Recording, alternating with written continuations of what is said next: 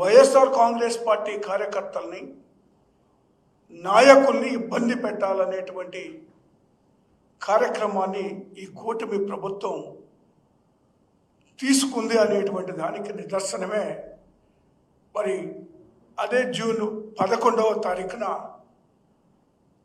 ప్రకాశం జిల్లా పొదిలిలో పొగాకు వేలం కేంద్రానికి దగ్గరికి వస్తున్నారో ఆ దారిలో మరి తెలుగుదేశం పార్టీ కార్యకర్తలు గోండాలు కొందరు మహిళల్ని కలుపుకొని ఆ కాన్వాయ్పై దాడి చేయడం జరిగింది, రాళ్ళు విసరడం జరిగింది, చెప్పులు వేయడం జరిగింది. ఎంత దురదృష్టకరం అంటే రైతులకి గిట్టుబాటు ధర కల్పించాల్సినటువంటి ఈ ప్రభుత్వం వాళ్ళను పరామర్శించడానికి వస్తున్నటువంటి వైఎస్ జగన్మోహన్ రెడ్డి గారి మీద కాన్వాయ్ మీద దాడి చేయాలనేటువంటిది ఎంత దురదృష్టకరమో ఒకసారి అర్థం చేసుకోవాలి. వాళ్ళు చేసినటువంటి ఆ దాడిలో మరి వైఎస్ఆర్ కాంగ్రెస్ పార్టీ కార్యకర్తలు దెబ్బలు తిన్నారు, మరి ఒక కానిస్టేబుల్ దెబ్బతిన్నారు. ఆ సందర్భంగా మరి ఏదైతే జగన్మోహన్ రెడ్డి గారి కార్యక్రమాలకు అసలు ఈ తెలుగుదేశం పార్టీ కార్యకర్తలకు నాయకులకు సంబంధం ఏంటి, వాళ్ళు అందులో పాల్గొనవలసిన అవసరం, అందులో రావాల్సిన అవసరం ఏంటి? వచ్చినటువంటి కారణం కేవలం రాళ్లు వేసి వీళ్ళని గాయపరచాలనేటువంటి ఉద్దేశం అనేటువంటి స్పష్టంగా కనపడతా ఉంది. దీన్ని బట్టి ఈ ప్రభుత్వం కుట్ర ఏ విధంగా అమలు పరుస్తుందో ఒక పథకం ప్రకారం అనేటువంటిది కూడా మనం అర్థం చేసుకోవాల్సినటువంటి అవసరం ఉంది. మరి ఆ విధంగా మరి రాళ్ల దాడి చేసింది వాళ్ళు, మరి కానిస్టేబుల్ గాయం అవ్వడానికి కారణం వాళ్ళు, వైఎస్ఆర్ కాంగ్రెస్ పార్టీ కార్యకర్తలకు గాయాలు అవ్వడానికి కారణం వాళ్ళు. కానీ విచిత్రం ఏంటంటే పోలీసులు కేసులు పెట్టింది మాత్రం వైఎస్ఆర్ కాంగ్రెస్ పార్టీ కార్యకర్తల మీద, నాయకుల మీద. ఇంతకన్నా దారుణం ఏముంటుంది వీళ్ళ పరిపాలన? ఈరోజు ఈ యొక్క వీళ్ళ పరిపాలన చూస్తూ ఉంటే ఆశ్చర్యం వేస్తూ ఉంది.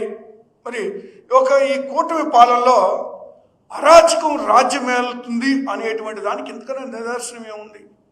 అక్రమ కేసులు పెట్టడమే కాకుండా అర్ధరాత్రి ఇళ్ళకెళ్ళి గందరగోళాలు సృష్టించి వైఎస్ఆర్ కాంగ్రెస్ పార్టీ కార్యకర్తల్ని ఒక గోండాల్లాగనో, ఒక దోపిడీదారులాగనో, లేదా ఒక అరాచక శక్తుల్లాగనో, లేదా ఒక తీవ్రవాదుల్లాగనో మరి గందరగోళాన్ని గ్రామాల్లో కూడా మధ్యరాత్రుల్లో అందరూ మరి నిద్రలో లేచి ఆందోళనకు గురై భయపడినటువంటి పరిస్థితులు గ్రామాల్లో కనపడతా ఉంది.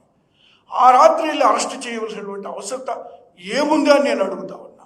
ఏమి నేరం చేశారని అడుగుతా ఉన్నారు.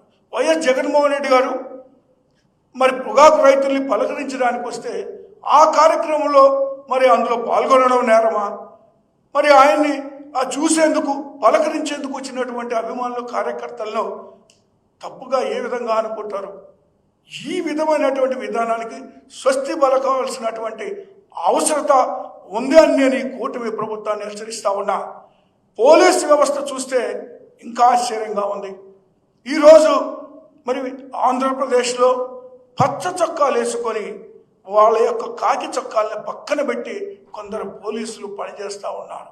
అంటే ఈ పోలీసు వ్యవస్థకే మచ్చ తెచ్చే విధంగా, సిగ్గుపడే విధంగా ఈ యొక్క పోలీసు వ్యవస్థ ఈరోజు ఆంధ్రప్రదేశ్లో కూటమి నాయకులు అడుగులకు మడుగులొత్తుతూ పనిచేస్తున్నారనేటువంటి మాట మనం చూస్తూ ఉన్నాం, ప్రాక్టికల్గా చూస్తూ ఉన్నాం. అయితే నేను ఒకటి మాత్రం స్పష్టంగా చెప్పదలుచుకున్నాను.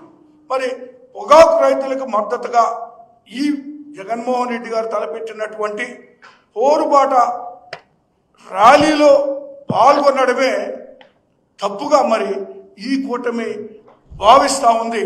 మరి ఆ యొక్క విధానాన్ని ఇలాగే కొనసాగిస్తే మరి రాబోయే రోజుల్లో వీళ్ళంతా కూడా తగిన మూల్యం చెల్లించుకోవాల్సినటువంటి పరిస్థితులు ఉంటుంది అని నేను చెప్పదలుచుకున్నాను. ఎందుకంటే జగన్మోహన్ రెడ్డి గారిని మరి కలిసి ఆయనతో మరి ప్రజలు వేలాది మందిగా నడుస్తుంటే అది చూసి వీళ్ళు జీర్ణించుకోలేకపోతా ఉన్నారు, అసహనంతో రగిలిపోతున్నారు. మరి పాలకులు మరి ఈ విధమైనటువంటి కడుపు మంటను చల్లార్చుకునేందుకు పోలీసుల్ని వైఎస్ఆర్ కాంగ్రెస్ పార్టీ నాయకులపై కార్యకర్తలపై ఉసుకొల్పుతూ ఈ అక్రమ కేసుల కార్యక్రమాన్ని కొనసాగిస్తూనే ఉన్నారు. మరి దీనికి అంతమేంటి అని ఒక్కసారి ఆలోచన చేస్తే ఖచ్చితంగా మరి ఈ రాష్ట్రానికి వైఎస్ఆర్ కాంగ్రెస్ పార్టీ అధికారంలోకి రావాల్సిందే.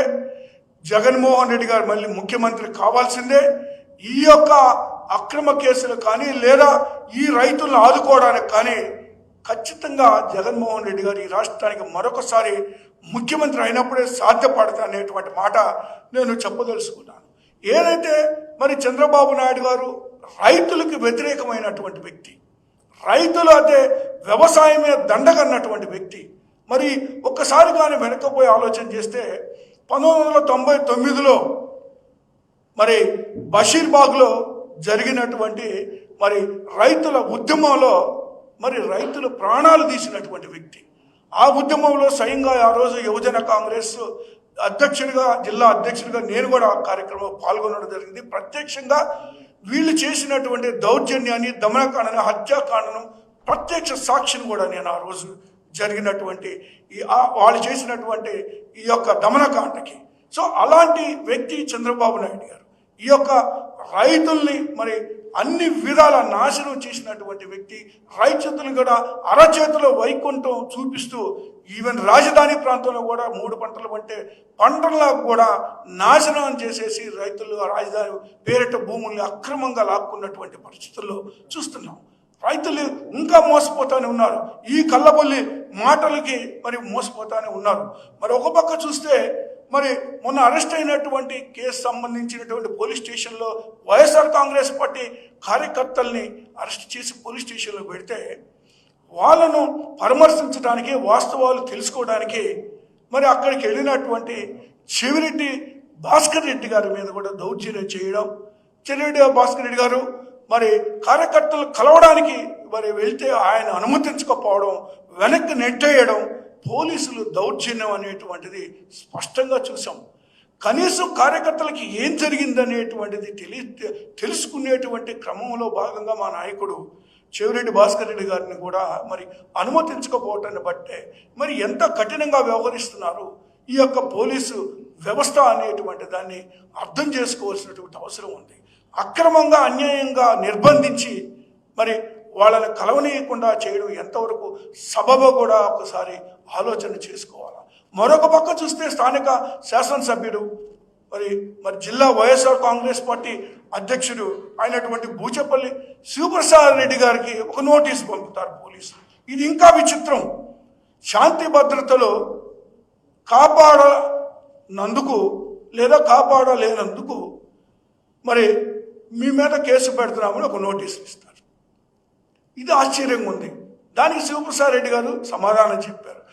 అయ్యా, నేను ఎమ్మెల్యేని, శాంతి భద్రతలు కాపాడవలసినటువంటి బాధ్యత పోలీసు వ్యవస్థ మీద ఉంది కానీ ఒక ఎమ్మెల్యే మీద లేదు. కనీసం అయ్యేనా తెలుసుకొని నోటీసులు ఇవ్వండి అని చెప్పారు. ఇంతకన్నా దౌర్భాగ్యం ఏముంటుందండి? ఒక శాసనసభ్యుని మరి ఈ విధంగా శాంతి భద్రతలు కాపాడలేదు అని కేసు పెడతారంటే ఎవరైనా? కనీసం పోలీసు వ్యవస్థ ఏ విధంగా పనిచేస్తుంది, ఈ లా అండ్ ఆర్డర్ అనేటువంటిది అయితే లేదంటే ఈరోజు ఆంధ్రప్రదేశ్లో రెడ్ బుక్ రాజ్యాంగాన్ని అమలు పరుస్తున్నారు తప్పితే డాక్టర్ బిఆర్ అంబేద్కర్ గారి యొక్క రాజ్యాంగాన్ని మరి అమలుపరచకుండా దాన్ని తుంగలో తొక్కి మరి రాజ్యాంగానికే అవమానపరిచే విధంగా వీళ్ళు వ్యవహరిస్తున్నటువంటి తీరు చూస్తుంటే ఆశ్చర్యంగా ఉంది. అందుకే కార్యకర్తలు చూస్తే మరి జగన్మోహన్ రెడ్డి గారు వెంట మీరు ఎన్ని అరాచకాలు చేసినా, ఎన్ని అడ్డుకున్నా, మరి ఎంత భయానక వాతావరణం సృష్టించిన, అక్రమ కేసులు పెట్టినా కార్యకర్తలు జగన్మోహన్ రెడ్డి గారు, నాయకులు జగన్మోహన్ రెడ్డి గారు వెంట నడవడానికి ఈ యొక్క ప్రభుత్వం చేసేటువంటి, ఈ కూటమి ప్రభుత్వం చేసేటువంటి అరాచకాలను అడ్డుకునేందుకు వెనకాడే ప్రశ్నే లేదు. ఖచ్చితంగా ప్రజలకు జరిగేటువంటి అన్యాయం, ముఖ్యంగా రైతులకు జరిగేటువంటి అన్యాయాన్ని ఎదుర్కొనడానికి మరి సర్వం సిద్ధంగా, ఎప్పుడు సిద్ధంగా ఉంటాం. మీరు ఎంత అణిచివేయాలని చూస్తే అంత ముందుకు రావడం జరుగుద్ది, అంత మరి ప్రజల పక్షాన నిలబడడం జరుగుతుంది. అరచేతితో మరి మీరు సూర్యోదయాన్ని అడ్డుకోవాలనేటువంటి ప్రయత్నం మానుకోవాలి. మీరు ఎంత అడ్డుకున్నా ప్రజల పక్షాన నిలబడి తీరుతామని ఈ సందర్భంగా తెలియజేస్తా ఉన్నా.